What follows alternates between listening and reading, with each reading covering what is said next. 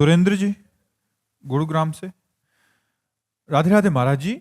महाराज जी, मोह को त्याग कर भगवत प्राप्ति कैसे होगी महाराज जी? बिना मोह के बच्चों का पालना कैसे करें, उनकी परवरिश कैसे करें महाराज जी? मोह त्यागने का कोई सरल उपाय है क्या? देखो, कठिन लग रहा है। जो तुम्हें लग रहा है कि बिना मोह के हम अपने बच्चों का पालन नहीं कर सकते, ये तुम्हारा भ्रम है। मोह श्रेष्ठ है या प्रेम श्रेष्ठ? विचार कर। मोह मलिन होता है, प्रेम निर्मल होता है। यदि हम अपने बच्चे से प्रेम करें कि मेरे भगवान मेरे बच्चे के रूप में आए, क्या इससे बढ़कर के कोई भाव हो सकता है? हम अपने बच्चे को इससे बढ़कर क्या प्यार कर सकते हैं कि हम उसे अपना भगवान मानते हैं? हम अपनी पत्नी को इससे बढ़कर प्यार क्या कर सकते हैं? हम उसे अपना भगवान मानते हैं। हम माता पिता को इससे बढ़कर क्या प्यार दे सकते हैं? हम उन्हें भगवान मानते हैं। मातृदेवो भव पितृदेवो भव।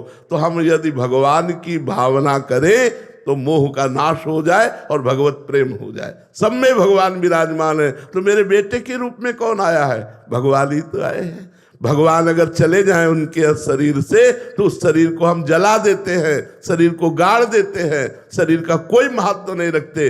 तो आज भी आप अनजाने में भगवान का ही महत्व रख रहे हैं, तो उन्हीं भगवान से प्यार करो ना। अपने बेटे के शरीर रूपी मंदिर में भगवान को देखो, मेरा परमात्मा इस रूप में आया है, और प्यार करो। आपकी भक्ति बढ़ेगी और भगवान की प्राप्ति होगी और बेटे का प्यार भी सुरक्षित रहेगा। मोह से बढ़कर के प्रेम है। मोह में तो अज्ञानता है, प्रेम में ज्ञान है। इसलिए भाई ऐसा न सोचो कि मोह के बिना परिवार का पोषण कैसे हो सकता है। बहुत अच्छे से हो सकता है यदि हम भगवत भाव करें तो। पर भगवत भाव करने के लिए नाम जप जरूरी है। बिना नाम जप के भावना नहीं जागृत होती। भजन से ही भाव की प्राप्ति होती है। खूब नाम जप करो। महाराज जी, आपके अनुगत यहाँ 400-500 संत रह रहे हैं, तो आप पालन पोषण कर रहे हैं, क्या आपको मोह है? हमें जितना एक गृहस्थ अपने परिवार से प्यार करता होगा उससे करोड़ गुना प्यार है, करोड़ गुना। हर बच्चा हमको हमारे हृदय से, हमारी आत्मा है। हर बच्चा बच्ची हमारी आत्मा है।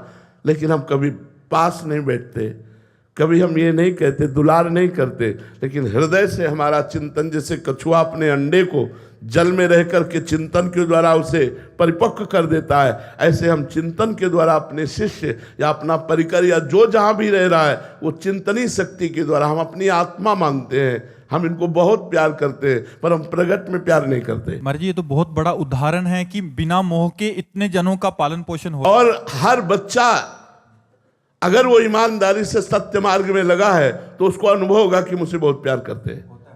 सबको अनुभव होगा जितने हैं कि हमको बहुत प्यार करते हैं, ये अनुभव होगा। जबकि हम कभी किसी से नहीं कहते हम तुम्हें प्यार करते हैं, कभी नहीं कहते। कभी पास बैठकर दुलार नहीं करते, और जब पास मिलेंगे तो बस एक दृष्टि से देख लिया, बस इतना ही बहुत हो गया।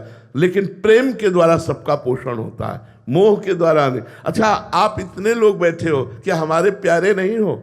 क्या आप हमें प्यार नहीं कर रहे हैं? क्या मोह का संबंध है हमारा आपका? नहीं है। लेकिन इतना प्यार है कि हम तुम्हें कैसे बताएं। शुद्ध प्रेम चिंतन के द्वारा होता है। भगवत चिंतन करते हुए भाव में भर के जिसका चिंतन कर लिया उसका कल्याण हो गया, उसका मंगल हो गया। कल्याण होना, मंगल होना, दुखों का नाश हो जाना, यही बात है। ऐसे लाखों लोग हैं जो देश विदेश में रह रहे हैं। हो सकता है मैं उनको बाहरी ना पहचानता हूं, लेकिन वो भाव कर रहे हैं और उनका परिवर्तन हो रहा है, क्योंकि आंतरिक चिंतन से परिवर्तन हो रहा है। उसे प्रेम कहते हैं। महाराज जी, वास्तविक प्रेम तो गुरु ही कर सकते हैं।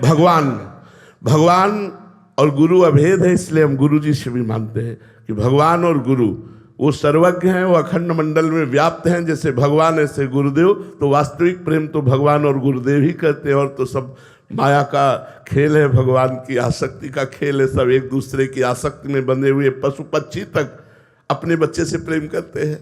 लेकिन सबको अपना बच्चा मानकर, सबको अपनी आत्मा मानकर, ये तो कोई महात्मा ही प्रेम कर सकता है। सबको बराबर प्रेम देना। इनमें से कोई ऐसा नहीं जो अपरिचित हो हमारे लिए। हमारी आत्मा की तरह उसका प्यार, सबको प्यार, सबको अपनापन। ऐसा नहीं कि इनमें से कोई हमारे लिए नफरत करने योग्य हो। पिता से पूछो जिसके 4 पुत्र हैं, एक महात्मा है, एक गृहस्थ है, एक पागल है और एक दुराचारी है। उस पिता से पूछो तुम्हारी चारों के प्रति दृष्टि कैसी है, तो वात्सल्य भाव युक्त होगी। वो दुराचारी को भी प्यार करता है, वो पागल को भी प्यार करता है, वो महात्मा को भी प्यार करता है, वो विद्वान को भी प्यार करता है। ऐसे ही हमारे दरबार में, हमारी श्री जी के दरबार में, हमारे लालजू के दरबार में, प्रभु के दरबार में घोर पापी का भी स्वागत है। अब वो क्या है तुम जानो। हमारी दृष्टि में मेरा प्रिय आत्मा, मेरा प्रिय प्राण भगवान पधारा इस रूप में, इसके अलावा और हम परिचय नहीं जानते।